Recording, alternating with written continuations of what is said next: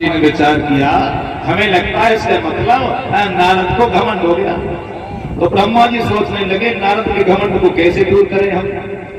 तो ब्रह्मा जी ने कहा नारद, हे नारद, ये बात हमसे कही सुनाई तुमने, ये विष्णु भगवान से जाकर के बात मत कह देना। पिता श्री तुमसे कही सुकई उन्हों से कही जाएगी, विष्णु भगवान से मत कह देना, विष्णु भगवान को बहुत क्रोध आ जाता है। हमका कोई छोटे मोटे साधु थोड़ी लला हमारी सीटी कटी का मैं दिखाते आबादी में सीटी कटी।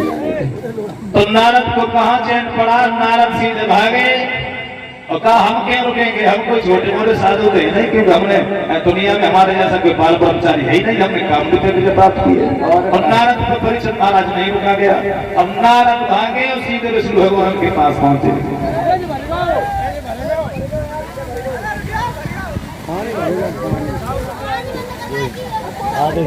4 शॉट हो गई पानी की वजह से, मिस्टेक हो जाए।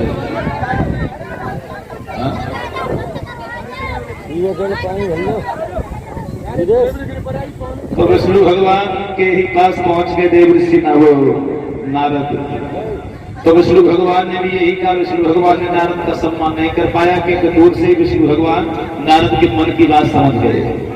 विष्णु भगवान नारद के मन की बात दूर से समझ के सोचने लगे कि हमें लगता है नारद घमंड की चकमाचूर हुए चले हैं।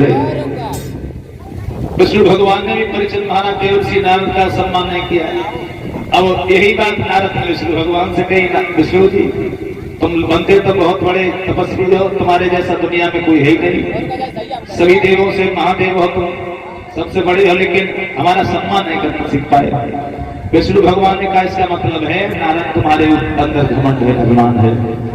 तो विष्णु भगवान ने नारद के घमंड को दूर करने के लिए परीक्षित जी एक बड़ा ही सुंदर नगर बसाया। मास्टर जी विष्णु भगवान ने देवर्षि नारद के घमंड को दूर करने के लिए बड़ा सुंदर सा एक छोटा सा नगर बसा लिया है।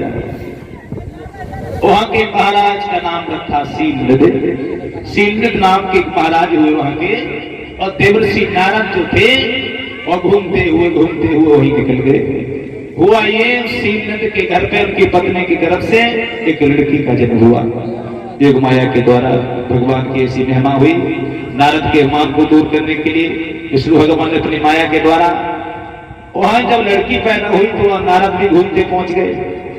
नारद के सामने उस लड़की को जब शीलनिध ने दिखाया है तो उस लड़की की सुंदरता को देख करके नारद मोहित हो गए। सोचने लगे अगर हम शादी करेंगे तो इसी लड़की के साथ करेंगे, गृहस्थों की जिंदगी अब जी के आनंद लेंगे, सन्यासी बने, महात्मा बने, घूमते घूमते बहुत दिन हो गए, अब नहीं रुकेंगे हम। तो लड़की धीरे धीरे समझदार हुई है। नारद ने कहा शीलनिध इस लड़की का जो स्वयंवर हो तो हमें खबर जरूर दे देना। लड़की उधर धीरे धीरे समझदार हुई है। विधि का विधान उस लड़की की स्वयंवर की जो तिथि निश्चित हुई है, उससे पहले भक्तों देवर्षि नारद ने विष्णु भगवान की स्तुति की, तपस्या की। विष्णु भगवान देवर्षि नारद से प्रसन्न होकर के बोले, कहिए नारद क्या चाहिए तुम्हें। तो विष्णु भगवान से देवर्षि नारद ने कहा, प्रभु हमें और कुछ नहीं चाहिए, हमारा रूप यानी हमारी काया सुंदर हो जाएगा। तो परीक्षित महाराज जी विष्णु भगवान ने नारद को रूप सुंदर देने की कह तो दिया है, मस्त जाओ तुम्हारा रूप सुंदर हो जाएगा। लेकिन विष्णु भगवान ने देवर्षि नारद के साथ में एक चाल चली। कौन सी चाल? सारा रूप तो सुंदर बना दिया, लेकिन चेहरा जो था वो पत्थर का लगा दिया। नारद को बात नहीं मालूम थी, हमारा चेहरा विष्णु भगवान ने पत्थर का लगा दिया। अब नारद वहां से भागे, उधर जल्दी जल्दी उस लड़की के स्वयंवर की तिथि भी नजदीक आ गई। उस स्वयंवर की तिथि जो निश्चित थी तो नारद भी पहुंच गए वहां। जगह जगह से राजकुमार और भी आए हुए थे। उसी जगह पर नारद पहुंच गए। नारद भी अपने आसन पर बैठ गए जाकर के। नारद सोचने लगे लड़की बड़ी सुंदर है, विश्वमोहिनी, जयमाला लेकर के आएगी तो सीधी हमारे पास चली आएगी और किसी की गर्दन में डालेगी नहीं, कि हमारे जैसा सुंदर कोई है ही नहीं इस दुनिया में। लेकिन नारद को ये बात का मालूम थी कि हमारा चेहरा पत्थर का है। अब नारद के मन में लड़ुआ से फूटे परीक्षित महाराज सोचने लगे लड़की इतनी सुंदर है, इतनी सुंदर है, और हमारे गले में जयमाला डाल देगी तो हम लड़की को धीरे से लेकर के निकल जाएंगे, वो सब हमारे मुंह की तरफ देखते रह जाएंगे कि हम इतने सुंदर हैं, और किसी के गले में जयमाला डालेगी नहीं। अब नारद के मन में उस लड़की के बारे में एक आए कि चाहे लड़ुआ से फूटे माँ साहब। अब लड़की जो है जयमाला लेकर के और लड़कियों के साथ में आई है, वो राजकुमारी विश्वमोहिनी। नारद अपने आसन पर बैठे हुए हैं, लड़की आगे आगे आ रही और लड़के पीछे पीछे आ रही जयमाला लेकर के।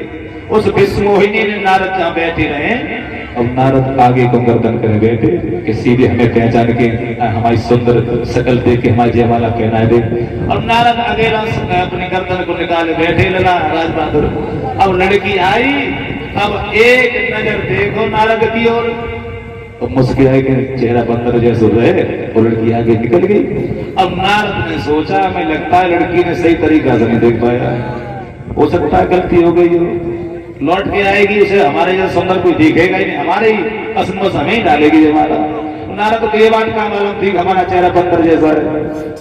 लड़की फिर लौट के आई और लड़की ने एक नजर फिर थोड़ा सा देखा नारद की, फुस फुस करा करके फिर चली गई। अब आगे विष्णु भगवान जो बैठे रहे, तो विष्णु भगवान की गर्दन में विश्वमोहिनी ने जाकर के जयमाला डाल दी। अब जो विष्णु भगवान के गले में उस लड़की ने जयमाला